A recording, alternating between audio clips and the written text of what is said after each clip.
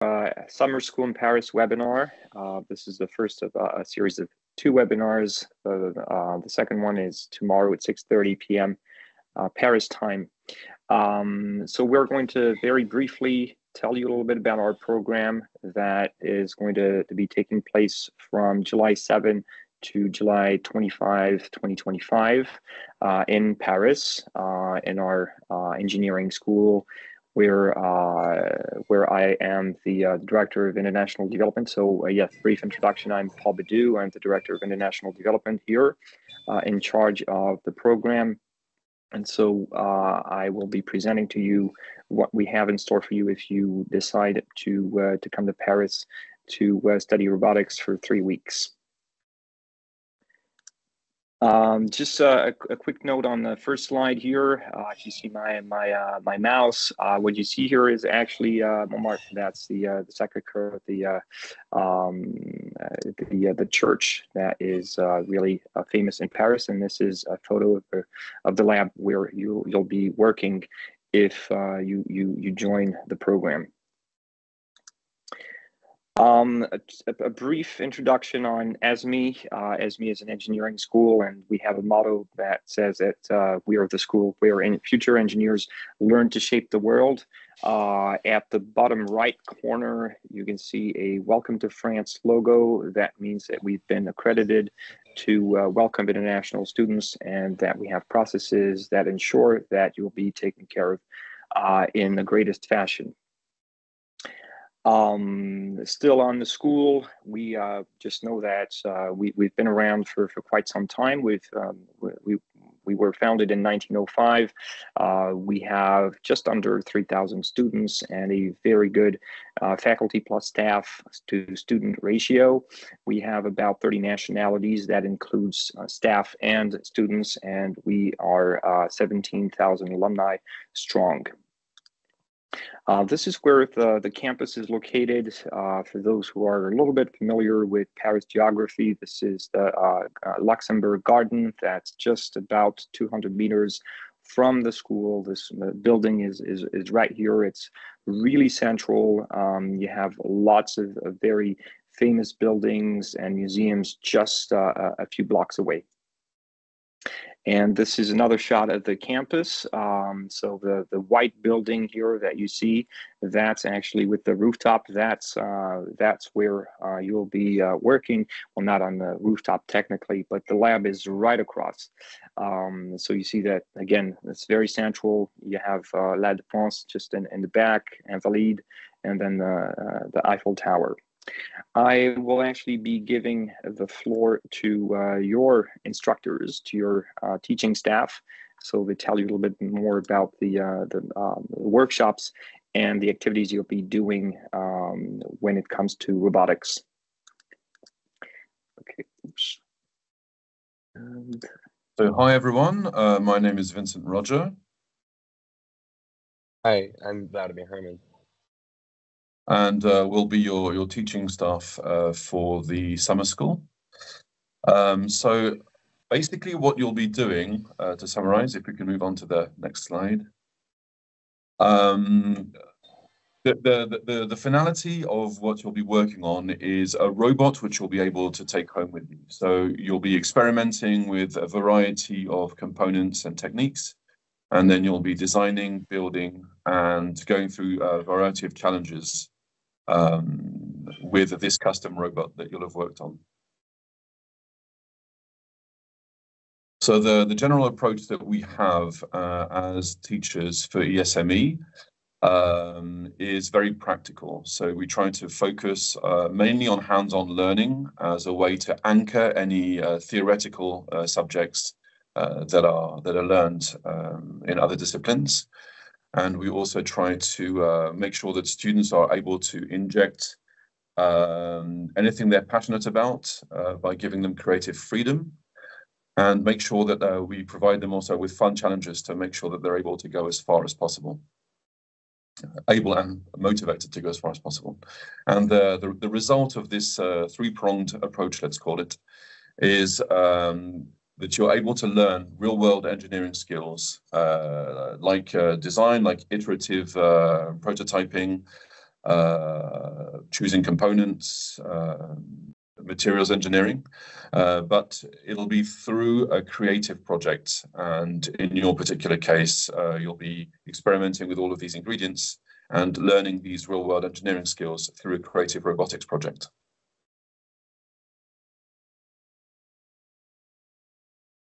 So the skills in question will include, but are not limited to, computer-assisted design.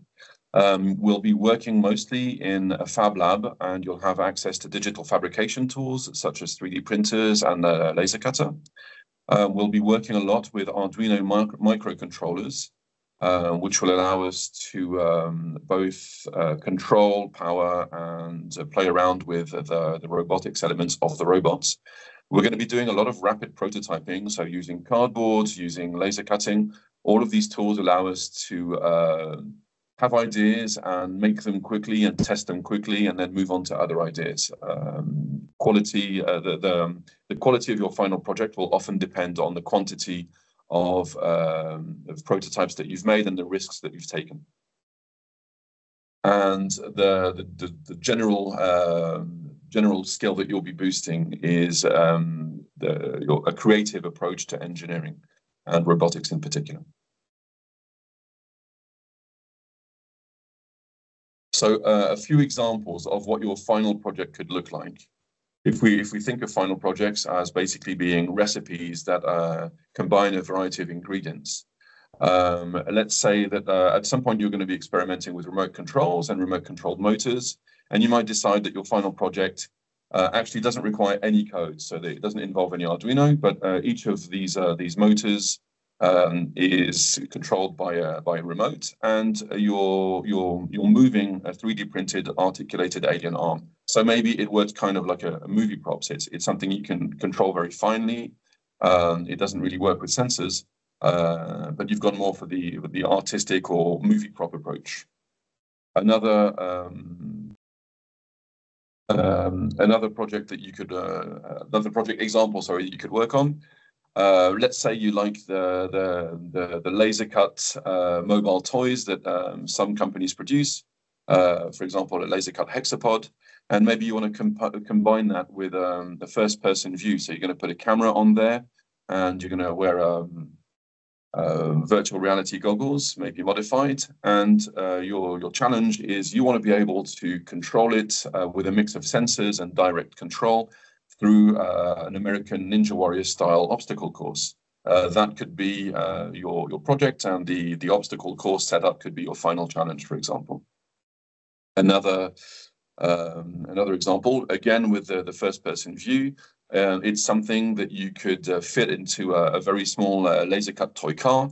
And what you could be really playing around with is how to combine tiny components, tiny motors, tiny controllers, tiny wireless receivers, so that all of these things fit in the car. And basically it's like, I mean, this is a dream for some people. You're able to pilot a small toy car around like you're tiny, and everything in the room is gigantic. So the way the course will be structured is we'll start with a creative kickoff just to warm everyone up to the fact that it should be both challenging and fun. We'll move on to a few skills workshops just to get you the basic ingredients, the basic skills that you need to work with. One thing that's particularly important here is you might think, oh well, I don't want to work with code, or I'm not comfortable, or I've never done any 3D printing.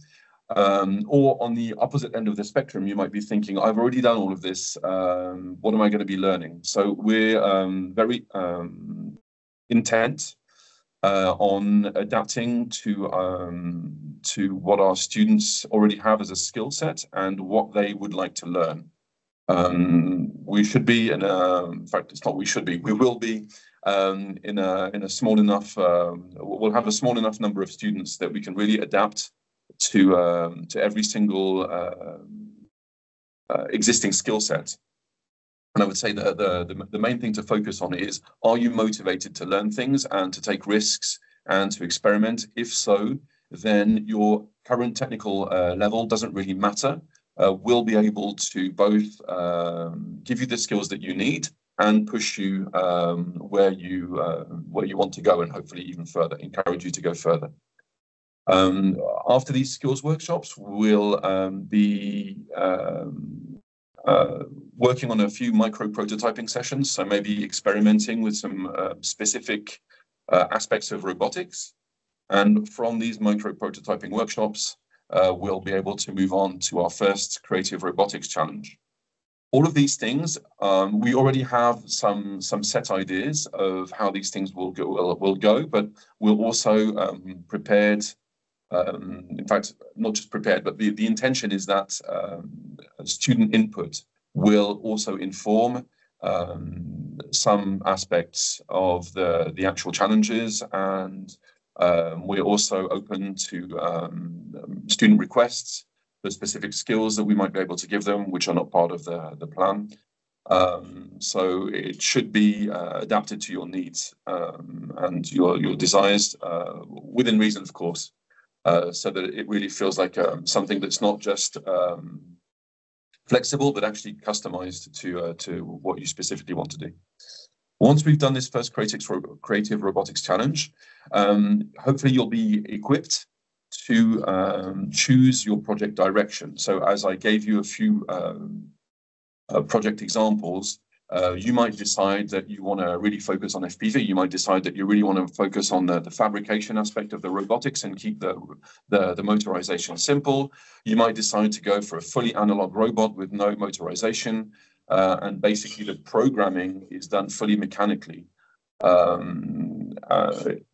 That's something that we'll be able to guide you through, and then the final challenges will be determined based on the project directions that have been chosen. Typically, what will happen is several students will coalesce around similar challenges or similar project types, and they'll each be working on their own projects, but they'll be going in similar directions, and then we'll end up for the final challenges. Maybe we'll have one obstacle course, we'll have maybe a robot gladiator arena, and maybe a couple of very specific challenges for projects that didn't really fit into any other category, just as an example.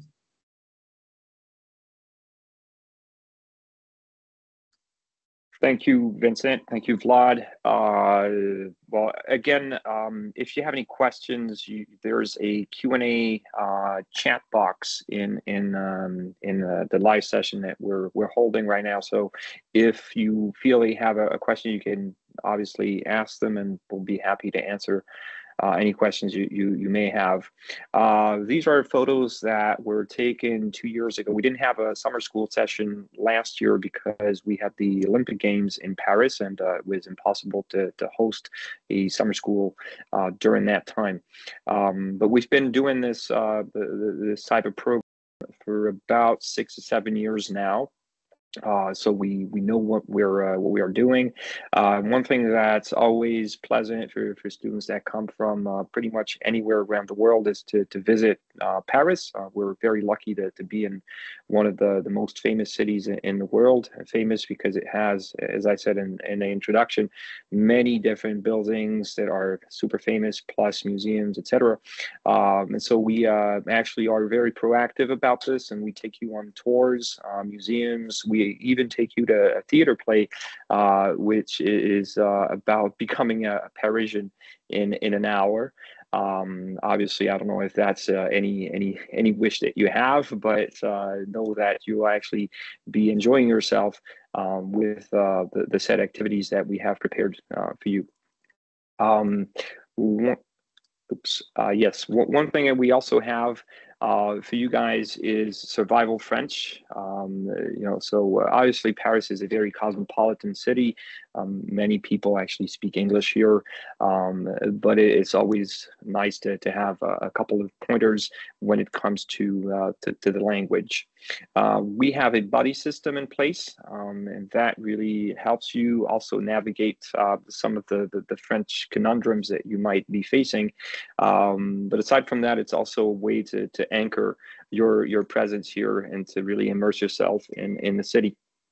In terms of housing, I'll be speaking about the fees in a moment, but we have a partner that offers very affordable and decent housing. Obviously, the price tag at the end is all inclusive, so you have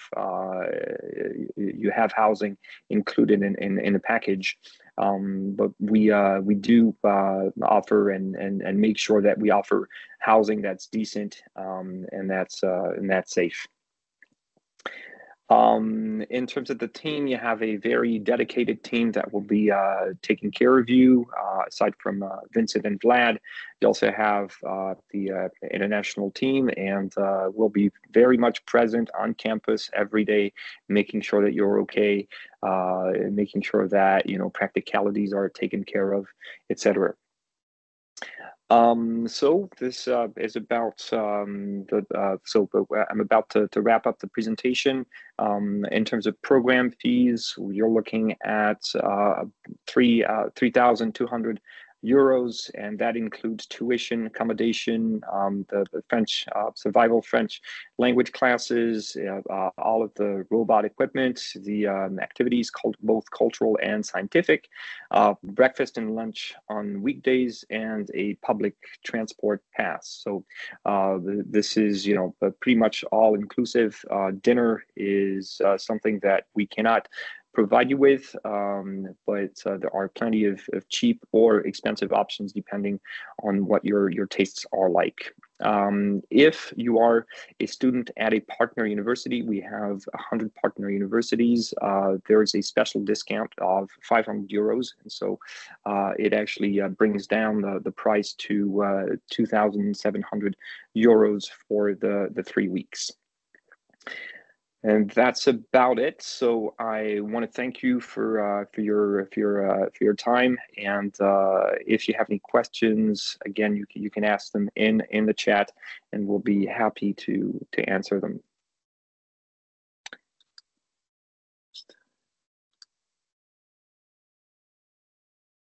Okay. I should probably say something about the levels. You touched on that, Vincent. Maybe you can expand on that as well, maybe Vlad. One thing about levels is that it really is, we've had students that were very much, maybe at the master's level, for example, that were capable of coding and were beautiful coders.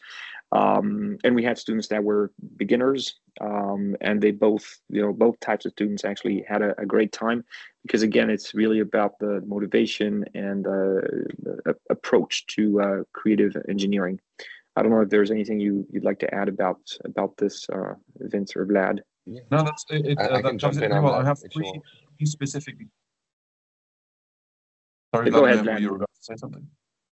Yeah, I was gonna say that. Sorry, Vincent, for cutting you off.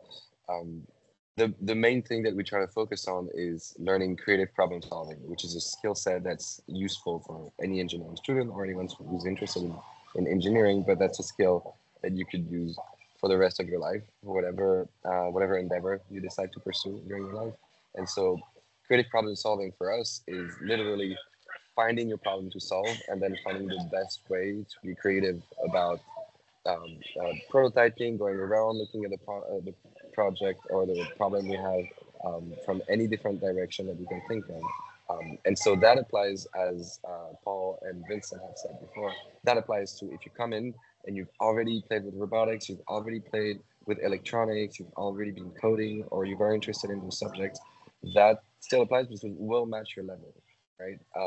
And you can also just be slightly interested in it or not know about it and want to discover it, and we'll adapt to it, and we can make sure that when teams are created and people decide to work together, we can find a way to mix and match skill levels so that everyone has something fun to do and everyone can participate to the best of their abilities and to the extent of their interest in those specific subjects. Right. Thanks. And in terms of English levels, we're looking at ideally at least B2. We can take B1 plus. You know, if you have any doubts, don't hesitate to reach out to us. You know, we could set up a quick meeting and we could, you know, see if your English level is suitable for the program. Okay, I don't know if yes, go ahead, Vincent.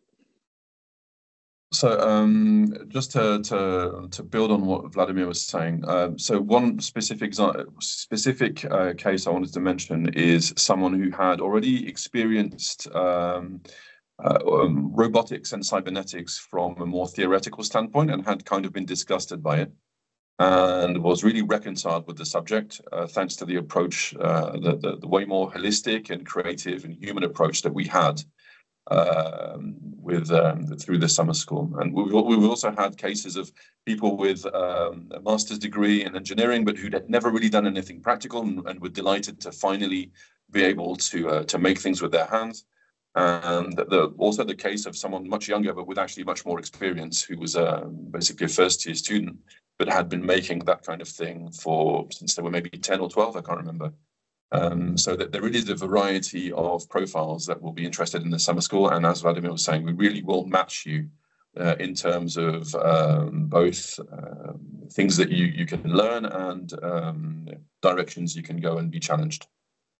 That's all I had to say. Yeah, and if I can add on to that, our main focus is really for participants to find what they look for, even if they don't know what they're looking for yet, basically. So the general idea is that if you want to go really deep into theory, we can dive deep into theory with you. If you really just want a hands-on approach, we can help you with that.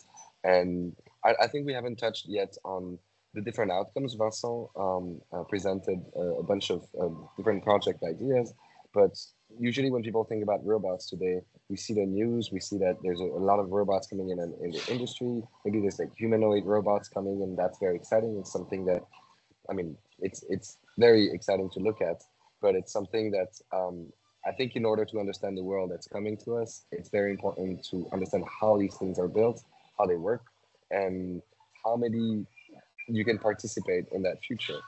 So we've shown a bunch of examples of something that could be fun to do, like FPV robot car, like a hexapod, obstacle course robot. But we can also expand more into other areas. We could, for example, I mean, we don't really have the time to make a functional prosthetic arm, for example, or prosthetic leg or something like that. But we can go into biomedical engineering type applications. If that's something that's interesting to you for the future of medicine, we could go into industrial type robots as well for manipulating crates or boxes or hazardous materials or whatever.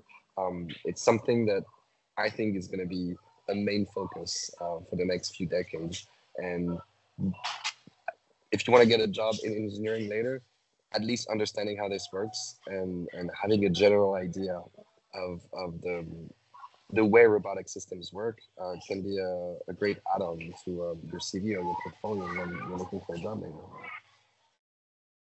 Right. Well, thank you guys. I think this the one of the last things you said, Vad, was will help you find what you're looking for. Even if you don't know what you're looking for, that's a great way to end this presentation. So thank you all for watching. And if you have any questions, my email is paul.badeau@esme.fr. Don't hesitate to send me an email if you have any questions, and I'll do my best to answer them as thoroughly as I can. And again, the dates are July 7 to July 25, and we have rolling admissions until May, so please don't hesitate. We have a limited number of spots. It's important that if you want to be admitted, you submit your application as soon as you can. And this is on the website. The website is esme.fr/en,